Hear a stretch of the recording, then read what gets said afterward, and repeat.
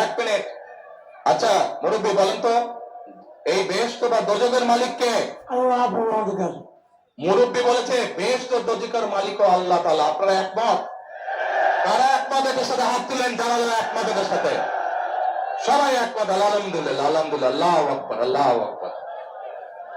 এখন এখন আমার প্রশ্নটা আপনাদের কাছে, যার মালিক একমাত্র আল্লাহ রাব্বুল আলামিন, সেটা দেওয়ার ক্ষমতা মানুষ কি রাখে? তাহলে যে মানুষ কে বলে বেহেশতের মালিক আল্লাহ তাআলা, দোজখের মালিক আল্লাহ তাআলা, কে কোথায় যাবে সেটা সিদ্ধান্ত একমাত্র আল্লাহ তাআলা নেবে।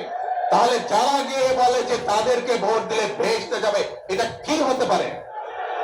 মুনাফিকি না, এটা রীতিমতন শিরকি শিরকি শিরকি। আল্লাহর সাথে তারা তুলনা করছে। কাজেই 71 সালে তারা তো মানুষ হত্যা করে